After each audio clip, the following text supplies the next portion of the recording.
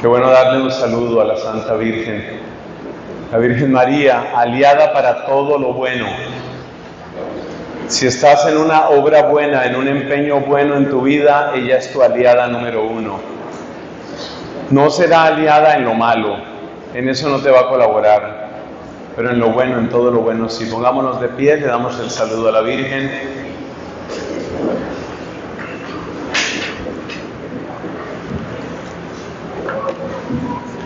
En el nombre del Padre, y del Hijo, y del Espíritu Santo. Dios te salve María, llena eres de gracia, el Señor es contigo. Bendita tú eres entre todas las mujeres. Santa María, Madre de Dios, ruega por nosotros pecadores, ahora y en la hora de nuestra muerte. Amén. En el nombre del Padre, y del Hijo, y del Espíritu Santo. Amén. Siéntense, por favor. Amigos, tal vez la frase más importante de esta enseñanza es la que voy a decir ahora. El que aprende a ser hijo, aprende a ser hermano. El que aprende a ser hijo, aprende a ser hermano. ¿Qué queremos decir con eso? Que para que haya verdadera fraternidad necesitamos aprender a ser hijos. A finales del siglo XVIII hubo un movimiento muy fuerte que cambió la historia de Europa y del mundo y que culminó en lo que se llama la Revolución Francesa. Y la Revolución Francesa tenía 3 palabras que identificaban lo que se quería: igualdad, fraternidad, libertad.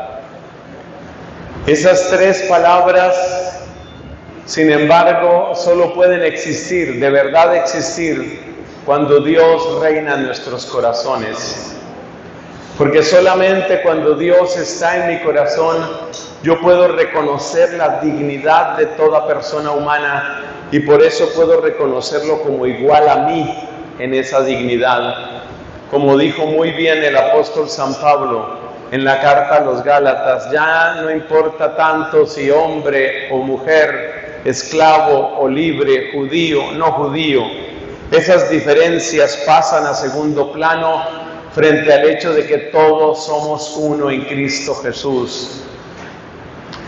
Por eso la verdadera igualdad puede darla únicamente el concepto, la idea, la convicción, más que concepto, la convicción profunda de que cada persona es valiosa ante Dios. Y por eso, donde no hay esa presencia de Dios, no se da la igualdad. Por eso también, a medida que Dios desaparece de algunas civilizaciones, de algunas regiones, de algunos países, a medida que Dios se va eclipsando, a medida que el recuerdo de Dios y los mandatos de Dios se van olvidando, se pierde la auténtica igualdad y se empieza a mirar a los otros seres humanos como una mercancía que se puede comprar o como un estorbo que se puede eliminar. Cuando desaparece Dios de la vida, es terrible, mis hermanos, porque entonces inmediatamente llega esa idea del aborto, por ejemplo.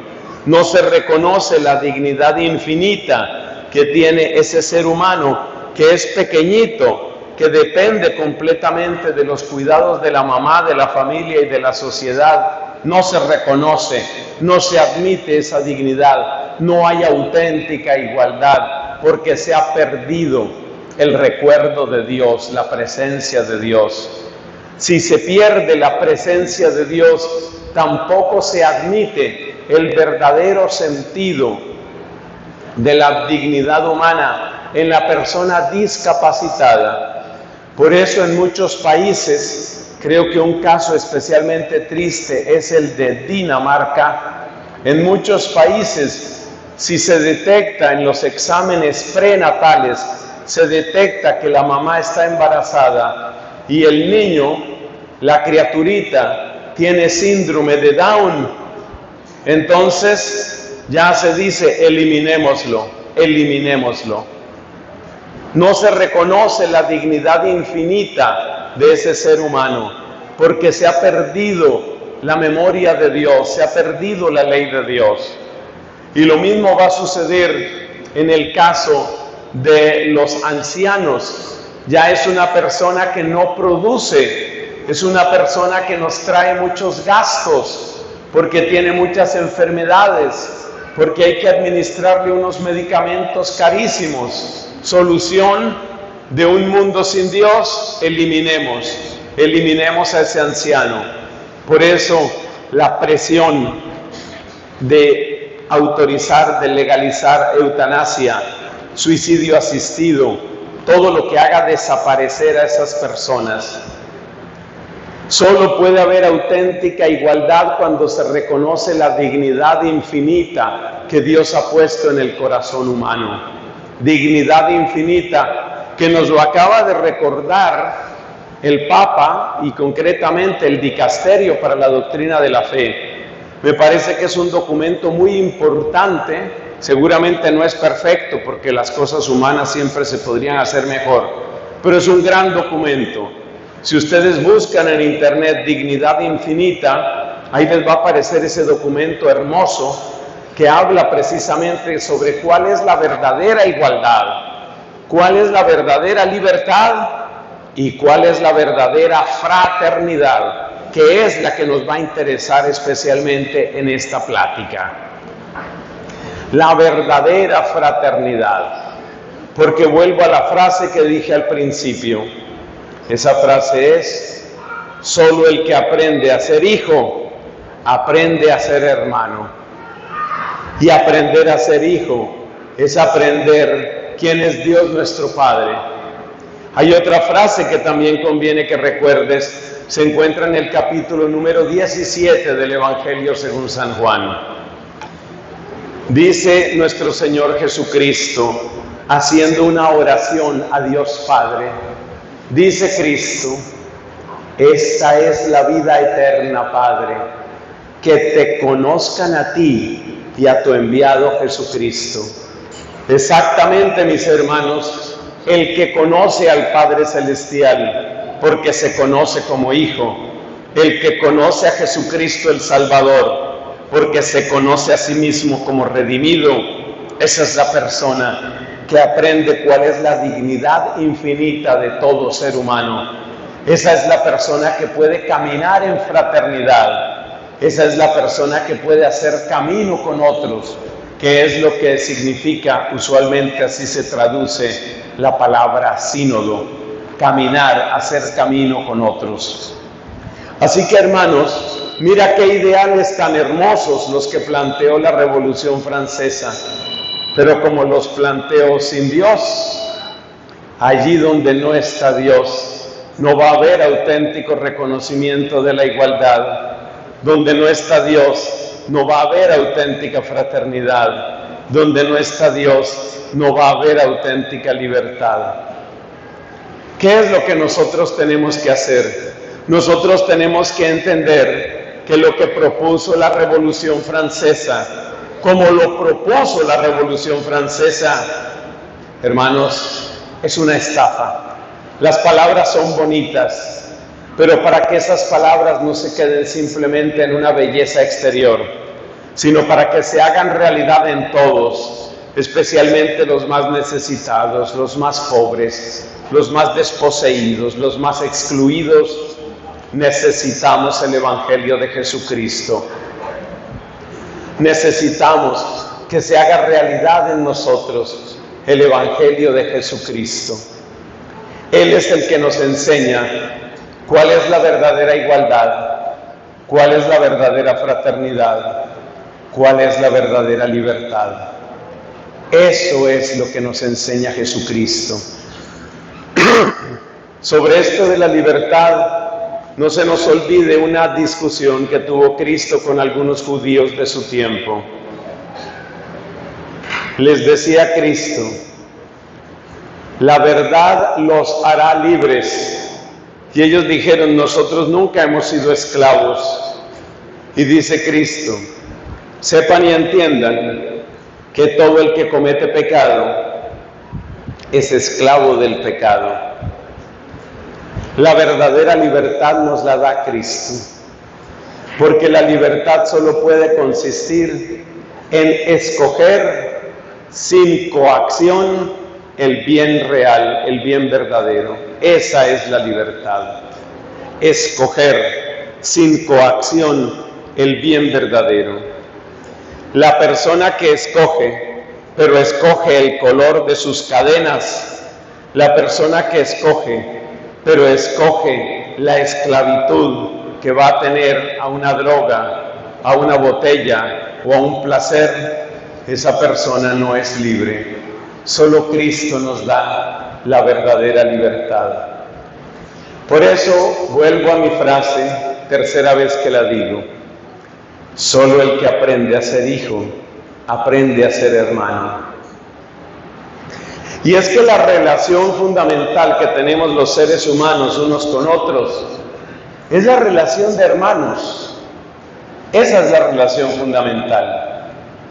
Así como la relación más profunda que yo tengo con mi propia existencia, con mi propio ser, es que ante todo y sobre todo soy hijo de Dios, así como mi primera relación, la más fundamental de todas, es ser hijo, así también la relación fundamental que tenemos unos con otros es aprender a ser hermanos.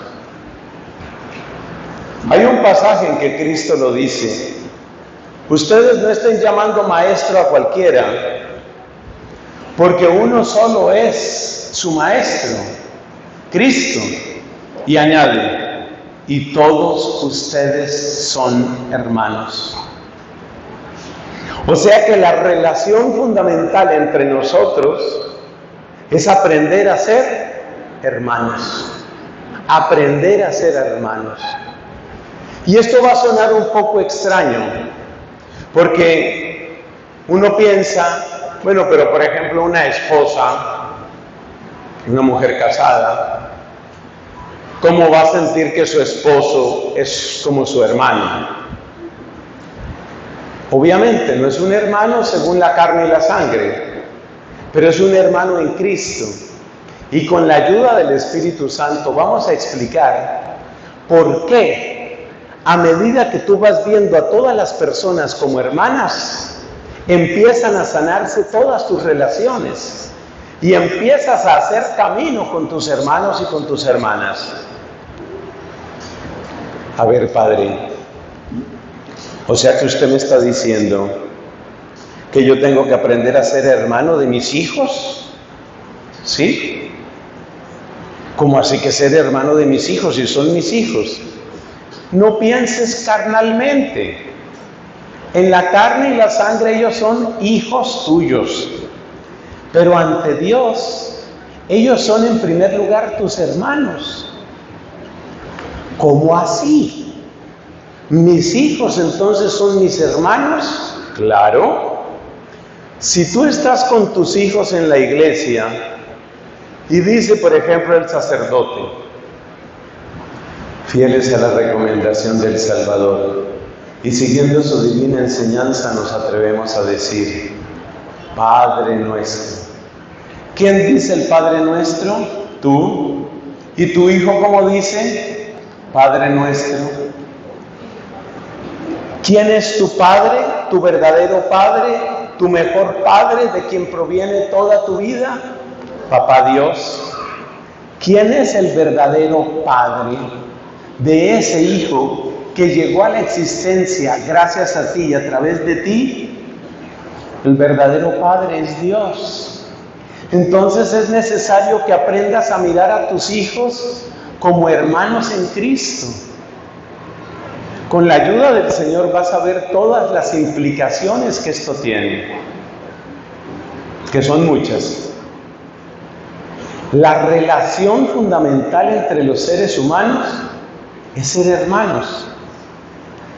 Cuando Pablo le escribió a Timoteo, que era uno de sus discípulos más amados y más cercanos, le dijo: que nadie te desprecie porque tú eres un hombre joven.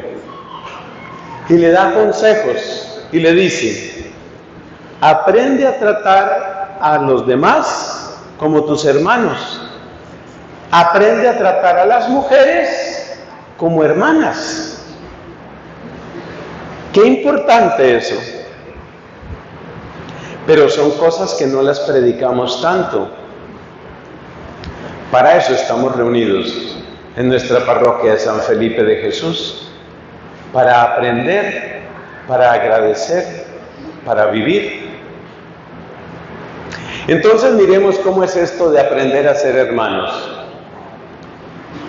Hermanos míos, fíjate cómo te digo, hermanos míos, nosotros nos llamamos hermanos porque uno solo es nuestro Padre. ¿Y qué significa reconocer al otro ser humano, incluso si es la esposa, la hija, el papá, el abuelo?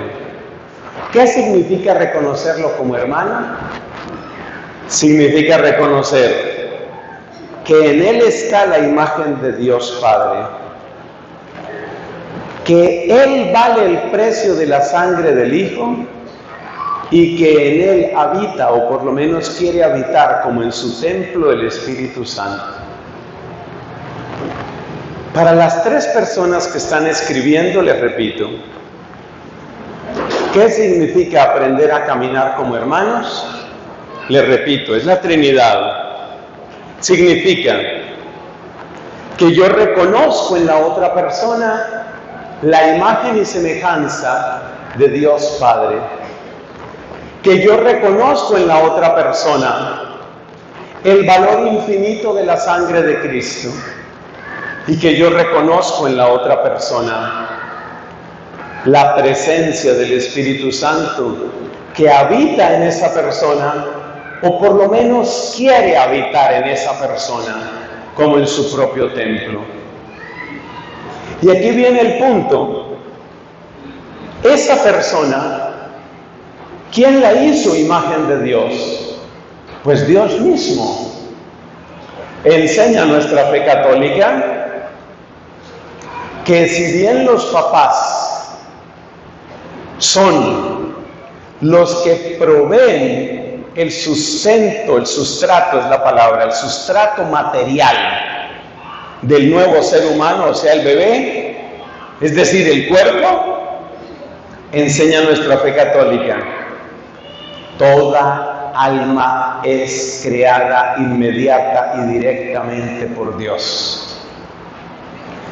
De manera que los papás proveen el cuerpo, pero apenas se forma ese cuerpo humano, sin demora alguna, sin diferencia de tiempo, el acto creador inmediato y directo de Dios Padre le otorga alma humana a ese cuerpo.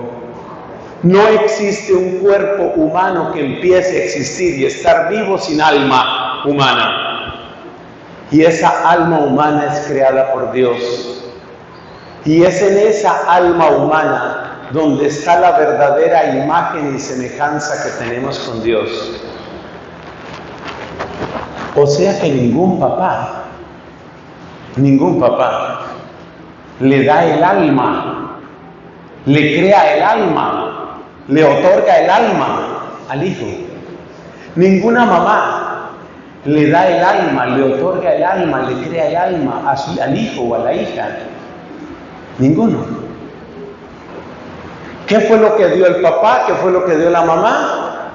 La posibilidad de ese sustrato material, que es uno de los principios del ser, el cuerpo. Pero toda alma es creada directamente por Dios. Toda alma humana es creada directamente por Dios. Entonces, ese ser humano es imagen de Dios. ¿Y quién lo hizo imagen de Dios? Dios mismo. Lo vamos a decir con un lenguaje un poquito más poético. Dios dejó su sello Dios dejó su impronta, Dios dejó su marca, la de Él, la firma de Él. Así como cuando hay un cuadro y el artista firma ese cuadro, la firma de Él la dejó ahí. Tú llevas la imagen de Dios, cada ser humano. Y ese niño discapacitado con síndrome de Down, él lleva la imagen de Dios. Y ese niño que fue abortado lleva la imagen de Dios. Y ese anciano encogido, paralítico, víctima de un Parkinson terminal, lleva la imagen de Dios. Fue Dios el que dejó su imagen en esa persona y nadie la puede quitar de ahí. No se puede insultar al ser humano sin escupirle la cara a Dios. No se puede maltratar al ser humano, sobre todo al ser humano inocente, al ser humano desvalido, al ser humano marginado. No se puede maltratar a ese ser humano sin maltratar la imagen de Dios y ofender a Dios mismo. No se puede. Por eso dijo Jesús, Mateo capítulo 25, lo que hicisteis a uno de estos, mis humildes hermanos, a mí me lo hicisteis. A Dios le duele todo lo que sucede a sus criaturas, porque en cada una de ellas, pero estamos hablando aquí del ser humano, está su imagen. Y en el resto de la creación, está la huella de Dios, que muchas veces en teología llamamos el vestigio. Vestigium es una palabra latina que significa la huella. La huella, el vestigio de Dios, está en las plantas, en las galaxias, en los arroyos, en las mascotas. Tú puedes tener un gran cariño hacia una mascotica que tú tienes. Tienes un gatico hermoso, tienes un perrito que quieres mucho. ¿Ese perrito te habla algo de Dios? Claro, porque es una huella de su poder, de su bondad, de su belleza, como una flor, como una estrella. Claro, tiene la huella, pero el perrito no es imagen de Dios, porque imágenes de Dios somos gracias a las potencias del alma. ¿Y cuáles son las potencias del alma? La inteligencia que nos abre a la verdad del ser, la voluntad que nos permite buscar el bien aunque sea arduo, y la memoria que nos permite recuperar nuestra historia y poseerla. En eso somos imagen de Dios, imagen de la Trinidad. Entonces, tú no le diste la imagen de Dios a tu hijo, tú tampoco le diste la imagen de Dios a tu esposa, tú no le diste, claro que no, la imagen de Dios a tu tío, a tu abuelo o a tu bisabuelo. Es de Dios. Es de Dios. Y por eso nuestras actitudes frente al prójimo, sea el prójimo que sea, el que me cae bien o el que me cae mal, el que obró con sabiduría o el que obró con necedad, el que obró con crueldad o el que obró con bondad, mi relación con cada ser humano es como la relación que Moisés tuvo con la zarza ardiente, porque se dio cuenta que había un misterio divino en la zarza. Y la zarza no era imagen de Dios. La zarza fue un instrumento temporal de Dios para mostrar su presencia, porque la zarza es solamente huella del poder de Dios. Pero ¿qué hizo Moisés cuando se dio cuenta que ahí estaba Dios? Y cuando Dios mismo le habló, le dijo: quítate las sandalias de tus pies, porque el lugar que estás pisando es santo. Así tenemos que acercarnos a nuestros hermanos, con los pies descalzos, con un gran respeto, sin que importe lo que hayan hecho en la vida. Cristo mismo nos lo muestra. ¿Quiénes eran los despreciados del tiempo de Cristo? Los leprosos, los publicanos, las mujeres en muchos aspectos, los niños en muchos aspectos, los pobres de muchas maneras. Y así podríamos alargar la lista, los extranjeros. Mira cómo obra Cristo. Mira este respeto que tiene Cristo por la persona aunque haya pecado. Le traen, capítulo 8 de San Juan, le traen a una mujer sorprendida en flagrante adulterio. En el acto mismo del adulterio la pillaron y se la traen a empellones y entre insultos y desprecios. Ahí está la pecadora. Maestro, Moisés dice que hay que apedrear a estas mujeres. ¿Tú qué dices? Jesús se queda en silencio, respetando a ese ser humano que tiene ahí, aunque sea una mujer pecadora. Pero ellos le acosan a preguntas: ¿qué hay que hacer con ella? ¿Qué hay que hacer con ella? Sabemos la respuesta de Cristo: el que esté libre de pecado, que tire la primera piedra. Se van alejando. Finalmente queda sola la mujer con Cristo. Cristo le pregunta: mujer, ¿nadie te ha condenado? Ella responde: nadie, Señor. Jesús le dice: yo tampoco te condeno. Vete y no peques más. En ese momento, mis hermanos, estaba un ser humano, aquella mujer, un ser humano hundido en el pecado, hundido en el pecado. ¿Y quién estaba frente a esa mujer pecadora? El Santo de los Santos, Jesús nuestro Señor. ¿Pero viste cómo la trató? Como si fuera una dama, como si fuera una princesa, con ese respeto. La protegió, la defendió, la salvó y la enseñó. Le enseñó lo que tenía que hacer.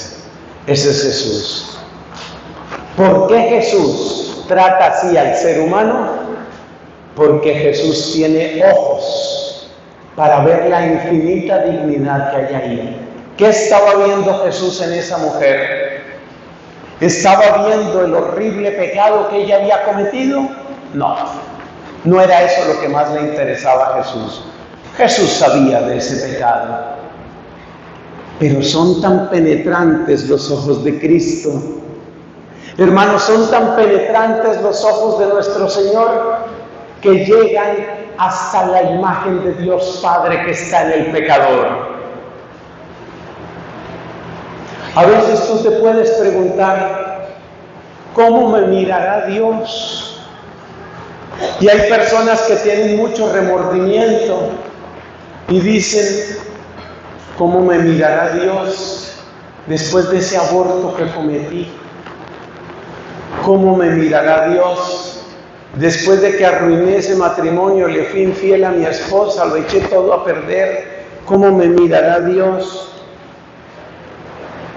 O ese sacerdote que dice: ¿cómo me mirará Dios? Él que no ha hecho sino amarme y guiarme, y yo que he sido escándalo para las ovejitas de Cristo. ¿Cómo me mirará Dios?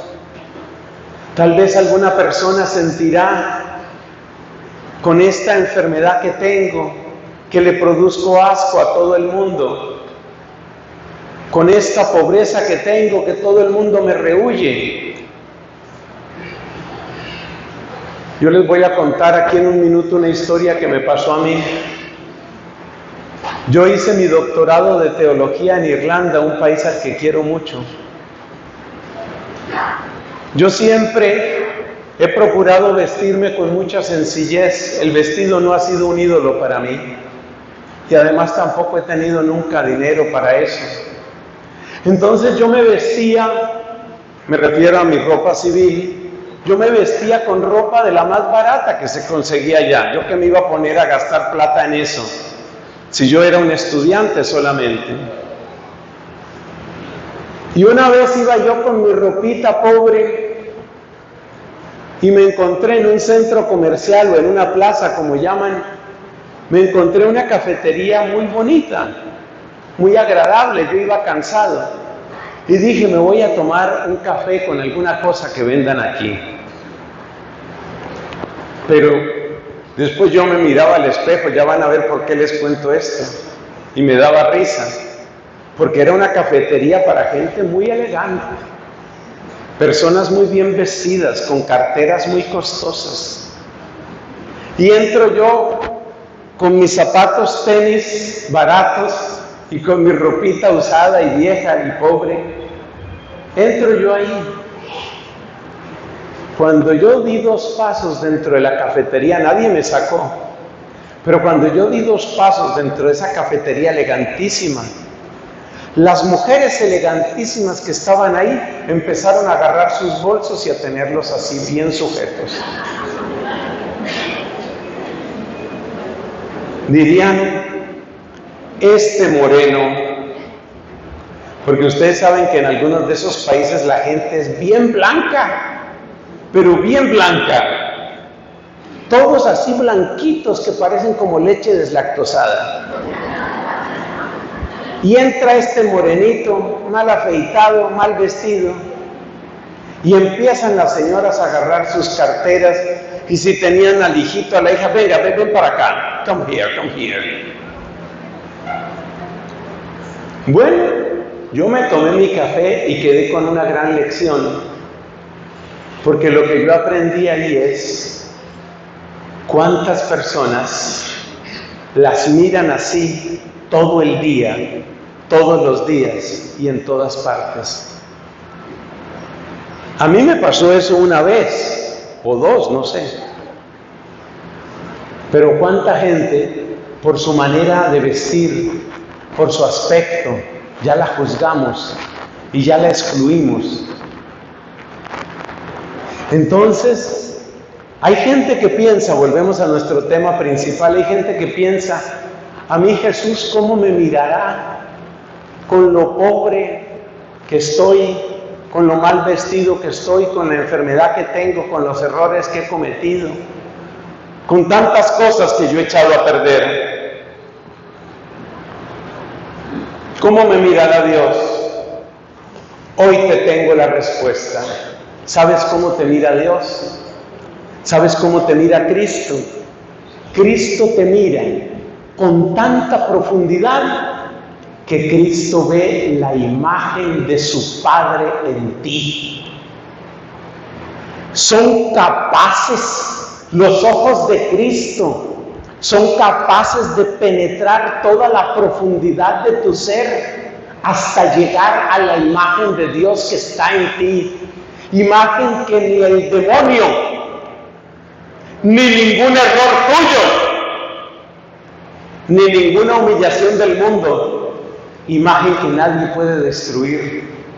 Por eso, el amor que Cristo nos tiene a cada uno de nosotros es un amor irrevocable, incontenible, auténticamente, un amor infinito. Ese es el amor que Cristo nos tiene. Denle un aplauso a Cristo, por favor.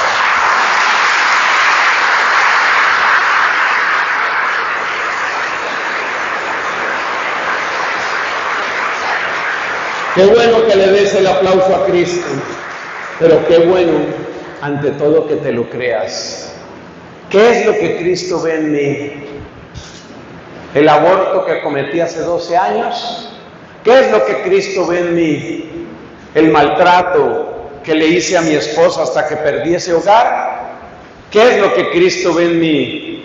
¿Lo mal hijo que fui hasta que se murió mi mamá y yo ni siquiera la llamaba, no le daba ni una llamada telefónica? Más allá de tus errores, más allá de tus pecados que te avergüenzan, más allá de tus heridas, los ojos de Cristo tienen la capacidad de sondear hasta llegar a lo profundo. Y en lo profundo de ti solo hay una realidad, que eres imagen de Dios. Todo lo demás fue basura que echó el mundo. Y por eso el proceso de la conversión, el proceso de la sanación y el proceso de la santidad son en realidad un solo proceso. La conversión, la sanación y la santificación en realidad son un solo proceso. Y ese único proceso es: quitemos la basura.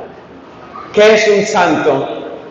Un santo es una persona que por la acción de Dios y su cooperación a la gracia quitó toda esa basura y resplandeció de un modo particular, de un modo singular, brilló la imagen de Dios. Entonces, San Felipe de Jesús, ¿qué es lo que vemos en un San Felipe de Jesús? Un hombre que por la acción de la gracia divina y por su colaboración a la obra de esa gracia divina, quitó, limpió. Y la imagen de Dios que estaba en él por creación y sobre todo por el bautismo, brilló. Ese es el brillo de los mártires. Ese es el brillo de los buenos pastores. Ese es el brillo de un San Francisco de Asís. Ese es el brillo de un Santo Tomás de Aquino. La sabiduría de Tomás de Aquino, la humildad de Martín de Porres, la caridad de San Camilo de Lelis, la bondad de una Madre Teresa de Calcuta, la pureza de una Santa Inés mártir y virgen. ¿Qué son todos esos rasgos de los santos? Son destellos de la imagen de Dios que quedó limpia. Si tú tienes el mejor espejo del mundo, el mejor, y tú le echas basura encima, ya puede venir el sol más esplendoroso, no va a reflejar porque hay basura. Hay basura. ¿Qué es lo que han hecho los santos? Quitar toda esa basura. Y por eso dice el Salmo 103, Él aleja de nosotros nuestros delitos. Él quiere quitarte toda esa basura para que resplandezca en ti su imagen. Pero ninguno de nosotros, solamente Cristo, ninguno de nosotros puede reflejar todo lo que es Dios Padre. Solo hay uno, mis hermanos, se llama Jesús de Nazaret. Solo hay uno que refleja tan perfectamente todo lo que es Dios, que mira lo que le dijo Jesús a Felipe, el apóstol. Felipe el apóstol le dijo: muéstranos al Padre y eso nos basta.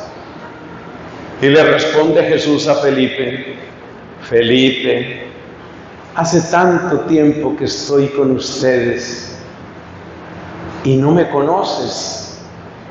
El que me ve a mí, ha visto a mi Padre. O sea que Jesús es el espejo que refleja todo Dios. Ay, nosotros no alcanzamos a eso. Nosotros no. Pero si limpiamos, no se te olvide este movimiento de la mano, yo hago aquí toda la mímica. Si limpiamos ese espejo, se refleja algo de Dios en ti. Un santo reflejará la inocencia, otro santo la sabiduría, otro santo la fortaleza, otro santo la justicia, otro santo la compasión. Y por eso la pregunta que te tienes que hacer es esta: ¿cuál es el santo que Dios pensó cuando me bautizó? Si yo fuera tú, escribía esa palabra porque esa frase te conviene. ¿Cuál es el santo que Dios pensó cuando me bautizó? Porque cuando Dios te bautizó, acuérdate que el que da el bautismo es Dios. El instrumento puede ser un diácono, un sacerdote, el que sea. Eso no es lo más importante. El que te bautizó fue Dios, mujer. El que te bautizó fue Dios, querido amigo. El día que te bautizó Dios, Dios estaba pensando en un santo. El día que Dios te bautizó, amiga querida, hermanita mía en Cristo Jesús, el día que Dios te bautizó estaba pensando en una santa.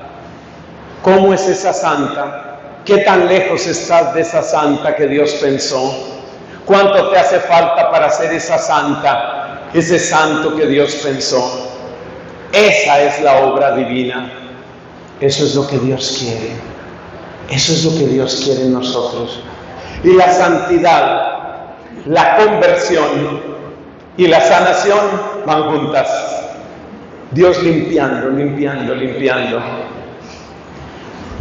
Hay personas que reflejan tanto esa santidad que logran conversiones en otros. Yo tengo que contarles aquí la historia de un santo que vivió en nuestros días, San Juan Pablo II. Ay, esta historia yo la amo. Yo la amo. Porque la persona que vivió lo que les voy a contar, una persona que murió no hace mucho, tristemente, de los fallecidos en la pandemia, amigo mío, de Bolivia, país que también amo en mi corazón. Este hombre se llamaba Vladimir, y él se llamaba Vladimir porque Vladimir es el nombre que tenía Lenin, el gran comunista, grande para los comunistas. Vladimir Ilich Ulyanov era el nombre de Lenin, y el papá de mi amigo Vladimir le puso Vladimir por convicción política y por ateísmo. Y Vladimir, aunque bautizado, creció en un ambiente de ateísmo, y cuando llegó a la juventud, resueltamente dijo que él no creía en ningún Dios. Él solo creía en la revolución comunista. Él solo creía en lo que pueden hacer los seres humanos con sus fuerzas. Él no creía en Dios. Con esa convicción en su corazón, sucedió una cosa en Bolivia en aquel año, que viene desde Roma el Papa. San Juan Pablo II viaja a Bolivia en aquel año. Este hombre miraba con desprecio y con burla toda la historia del Papa. Para él los católicos éramos la gente más despreciable por ignorantes y por cómplices. Y él no quería tener nada que ver con esa visita de ese Papa, ese tal Papa. ¿Qué me interesa a mí el tal Papa?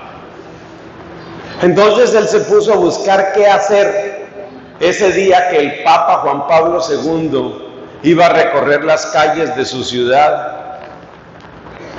Y entonces dijo: pues yo me voy para el cine. Yo no voy a perder tiempo viendo ningún Papa. Y se fue a conseguir boleta para entrar al cine. Y le dicen los del cine: señor, es que usted disculpe, pero hoy no vamos a tener función porque viene el Papa. Y él quedó aburrido porque ni siquiera podía ir a un cine por el tal Papa ese que venía. Entonces decidió ir a la casa de unas amigas de él, algunas de las cuales eran católicas, a hacer visita para no pasar esa tarde aburrido. y se fue a la casa de esas amigas. Y resulta que una de ellas le dice: ¿sí sabes? ¿Sí sé qué? Ya él dijo, me van a hablar otra vez del Papa. ¿Sí sabes que el Papa va a pasar por esta calle?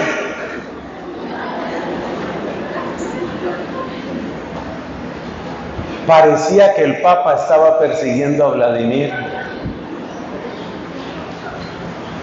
Y empieza a acumularse gente en esa calle, al lado y lado.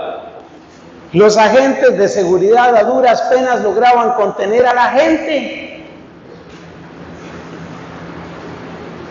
Y por allá venía el carrito, que ahora lo llaman el papamóvil, ¿no? Por allá venía el carrito. Y una figura blanca, saludando. Y la gente gritaba, por allá lejos se oían los gritos, aclamando al Papa. Y todavía pensaba, qué espectáculo, qué ridículo todo esto. Esa historia me la contó él, Vladimir. Siguió el carro avanzando.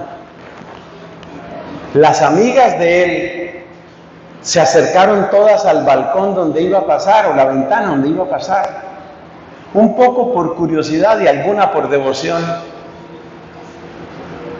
El Papa saludando. Y cuenta este hombre Vladimir que, como en la historia de un publicano llamado Zaqueo, el Papa levanta los ojos y lo ve a él y lo saluda. Y siguió, claro, el carro no se detuvo, siguió.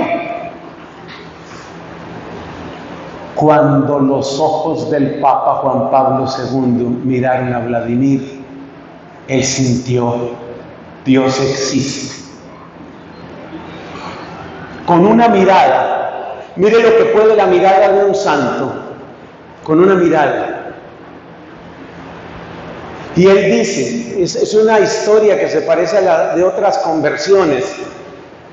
Un ateo francés llamado Paul Claudel tuvo una conversión semejante, conversiones instantáneas, en que la persona siente: yo no sé cómo lo voy a explicar, no sé cuáles son las razones, pero tengo la seguridad de que Dios sí existe y está vivo.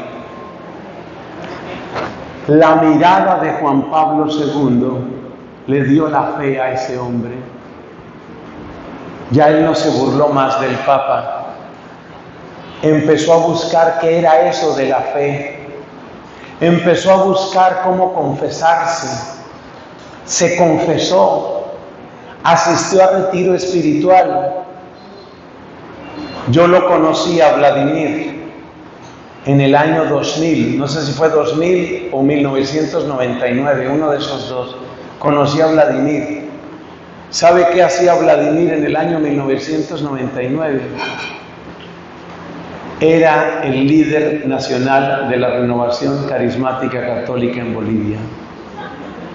Eso es lo que hace Dios.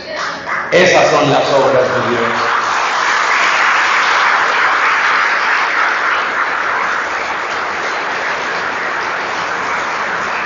¿Dónde estaba el secreto? ¿En el color de los ojos de Karol Wojtyła? No. Es que Dios quiere reflejarse en ti. Dios quiere reflejarse en ti.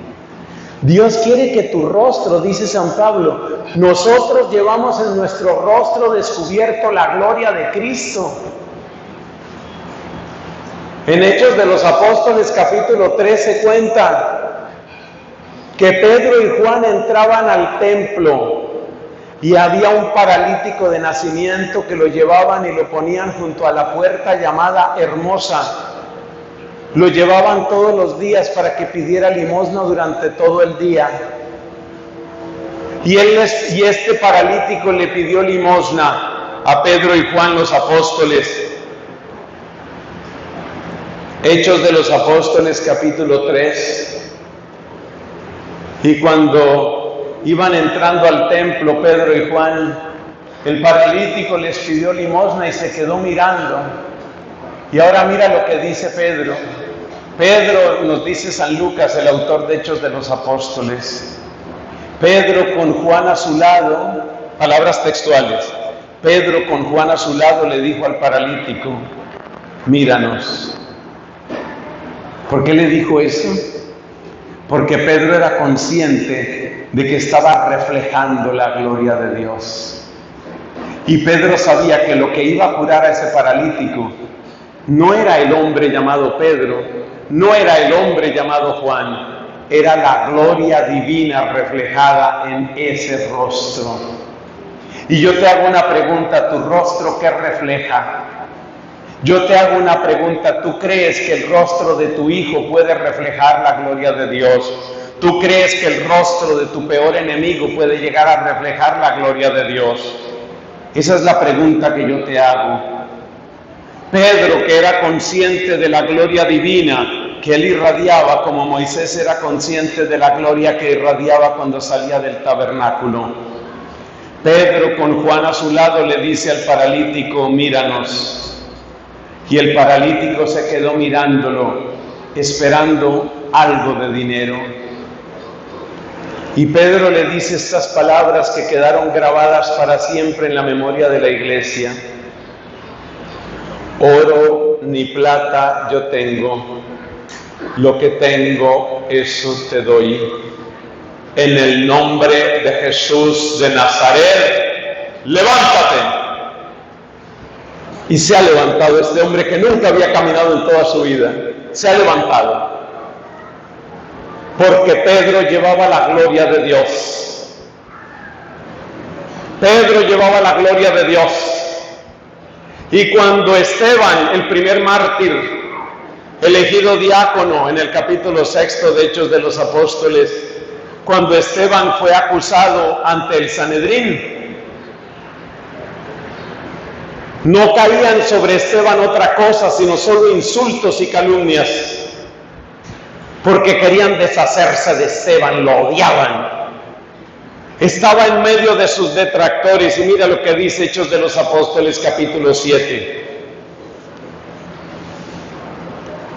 Fijaron sus ojos en él, y les pareció que su rostro era el de un ángel.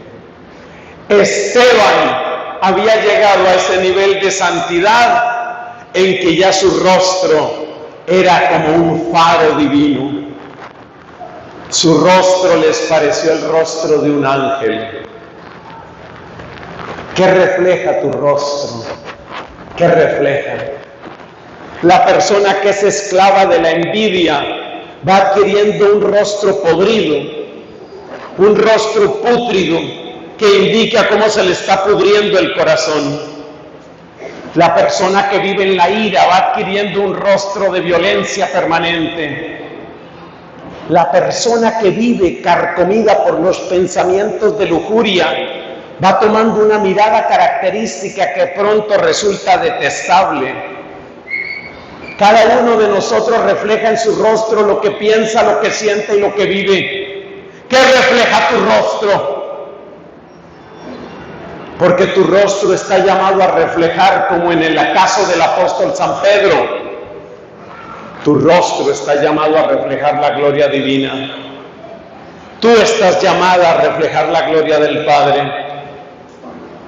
Y no es asunto de belleza física, no tiene nada que ver. Una de las fotos más famosas de esta mujer tan santa, Santa Teresa de Calcuta, la Madre Teresa, es como un primer plano que le hicieron a su rostro, ya ella muy mayorcita, y es una imagen tan tierna. Hay muchas fotos de ella, pero busquen imágenes de ella al final de la vida.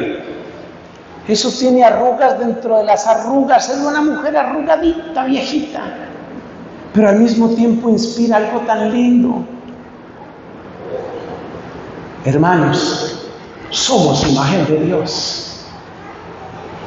Y tu esposo, tu esposa es imagen de Dios. Cuando le vayas a hablar a tu esposa, antes de abrir tu bocota, perdón que hable así, antes de abrir tu bocota, cuando le vayas a hablar a tu esposa, recuerda, es imagen de Dios. La redimió la sangre de Cristo. El Espíritu Santo habita en ella. Con esa sola fórmula cambiarán todas las conversaciones en los hogares. Hijo, cuando le vayas a hablar a tu mamá, cuando le vayas a hablar a tu papá, recuerda, mi papá es imagen de Dios. Mi papá le costó toda su sangre a Cristo. Mi papá es imagen del Espíritu Santo, imagen del templo del Espíritu. Porque lo es. Porque es templo. Por eso lo refleja. ¿Y tú cómo le tienes que hablar a tu hijo? No pienses cuando le vas a hablar a tu hijo. No pienses solamente en lo cansado que tú estás, en lo frustrado que tú estás, en lo preocupado que tú estás. Antes de abrir tu boquita o tu bocota, piensa, este hijo mío es imagen de Dios y Dios quiere que se refleje en él la plenitud de la gloria divina. Este hijo mío vale lo que vale cada gota de la sangre de Jesús. Ahora entiendes por qué la relación apropiada con los hijos es una relación de hermanos. Suena raro, yo sé, pero espero que me lo estés entendiendo. Tu hijo es más tu hermano que tu hijo. Y tu mamá es más tu hermana que tu mamá. Ay, ¿cómo va a ser? Pues sí. Figúrense, hermanos queridos, que este año mi mamita cumple 14 años de muerta. ¿Y sabe lo que me ha pasado con ella? Que después de todo ese tiempo muerta, hay cosas que yo he venido a entender de ella. Algunas las he entendido hace pocos meses. Con 13 y más años de muerta he descubierto cosas que yo no entendía de ella. ¿Y sabe qué es lo que me ha ayudado para entender muchas cosas de mi mamá? Verla como una caminante, como una hermana que ha tenido que recorrer el mismo camino que ustedes y yo y todos tenemos que recorrer. Y ese camino se llama la vida humana. Si tú no miras a tu esposo como un hermano en Cristo, ¿sabes cuál es el peligro? Que empieces a mirarlo como la solución a todos tus problemas. Y entonces, para mal, porque no va a ser para bien, lo vas a idolatrar. Como que de él van a venir todas tus soluciones, todas tus respuestas. Es un ser humano. No lo idolatres. Y desde novia, la mujer debe aprender eso, a no idolatrar a nadie. Y lo mismo los hombres con las mujeres, no idolatrar a ninguna. A pesar de que los cantos dicen eso, hay un cantante y el cantautor de hace muchos años que se llamaba Armando Manzanero. Me parece que él es el autor de una canción que dice: adoro la noche en que... Allá canta él. Nosotros no adoramos. No adores a tu hijo ni a tu hija, ni a tu papá ni a tu mamá, es tu hermano. Te tengo que dar más pruebas. Hermanos, no hay criatura más bella, más excelsa que la Santísima Virgen María, que aquí la recordamos en esta hermosa advocación. Tú sabes cómo llama San Atanasio, que es doctor de la Iglesia. Tú sabes cómo llama San Atanasio a la Virgen, que lo más espontáneo para uno es decir nuestra madre, ¿no? Pero ¿sabes cómo la llama San Atanasio? Nuestra hermana, hermana nuestra. Aprende a reconocer que cada persona es primero de Dios. Eso es lo que significa tratarlo como hermano. Cuando tú miras a tu hija y tú la miras y piensas, es primero de Dios, ¿qué significa? Que lo que tú puedes hacer en ella y por ella es limitado. Y que la vida de ella es la vida de ella, no es la vida tuya. Entonces hay que aprender a mirar a los hijos así, como hermanos. Y son hermanos porque no son tuyos. Y cuando todos aprendemos a vernos como hermanos, ¿sabes qué somos? Y con esto terminamos. ¿Sabes qué somos? Historias que Dios va escribiendo.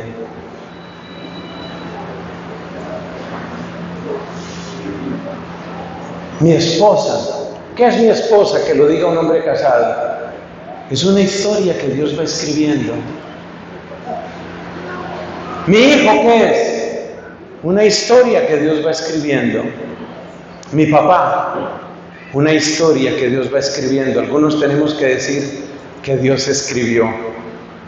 Entre paréntesis, amen y valoren mucho a sus papás.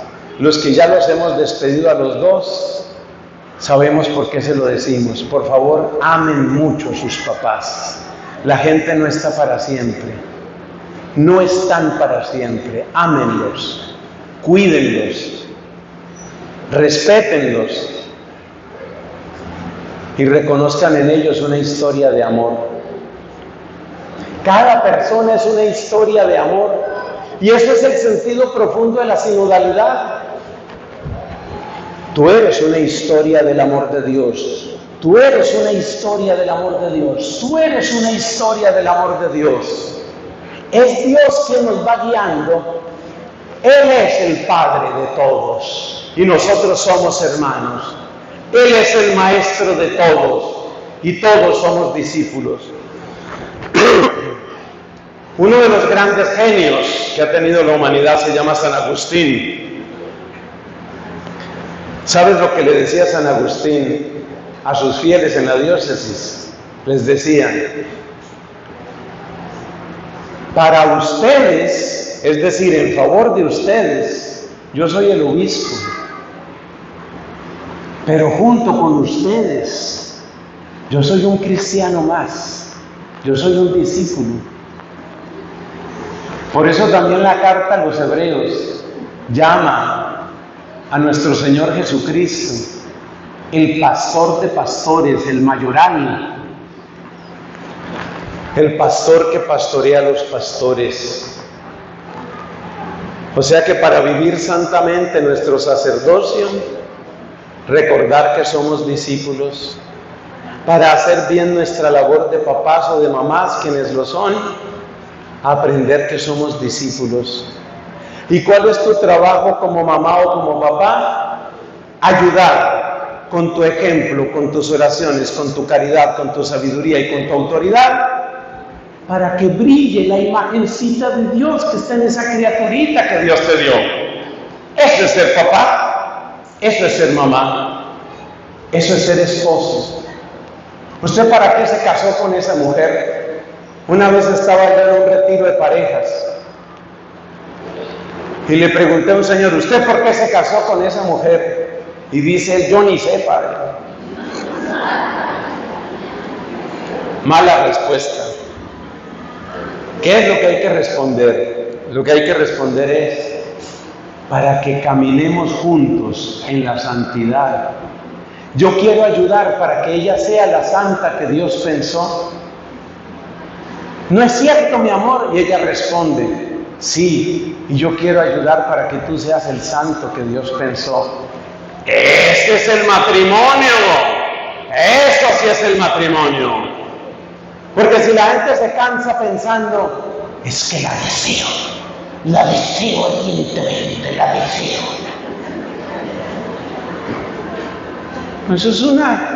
Ese señor se volverá una bestia ahí. Y cuando se canse de esa, buscará otra. No, el matrimonio es para que caminemos juntos. Si yo soy profesor, para que caminemos juntos, porque yo primero soy discípulo. Si yo soy sacerdote, para que caminemos juntos, porque yo primero soy oveja. Eso es. Por eso, repito y terminamos: el que aprende a ser hijo, aprende a ser hermano. Y el que aprende a ser hermano, aprende a caminar con sus hermanos. Esa es la vida cristiana.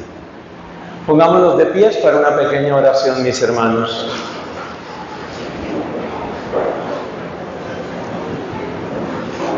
Te bendecimos, Señor, con acción de gracias. Te bendecimos y te adoramos, Señor, con acción de gracias. Qué hermoso estar aquí. Qué hermoso, Señor, cantar a gloria de tu nombre. Qué hermoso celebrarte, adorarte, bendecirte. Qué hermoso, Señor. Pero sobre todo, qué hermoso caminar juntos. Qué hermoso caminar juntos. Somos tu pueblo y ovejas de tu rebaño. Somos tu pueblo, Señor. El Señor nos hizo y somos suyos. Somos su pueblo y ovejas de su rebaño. Aclamad a Dios nuestra fuerza. Dad vítores al Dios de Jacob. Alabado sea, Señor. Solo te quiero pedir que tomes mis manos para bendecir a este pueblo. Para que no busquemos en el ser humano lo que solo tú nos puedes dar. Para que entendamos que solo si aprendemos a ser hijos, seremos auténticos hermanos. Y solo el que aprende a ser hermano será buen papá, buen hijo, buena mamá, buena hija. Gracias por este momento, Señor. La gloria y la alabanza para ti. Enséñanos a reconocer la dignidad infinita de cada uno de nuestros hermanos. Y enséñanos a caminar juntos. Ser una iglesia sinodal en el mejor sentido de la palabra. Caminar juntos y darte siempre la gloria y la alabanza. Gloria al Padre, al Hijo y al Espíritu Santo.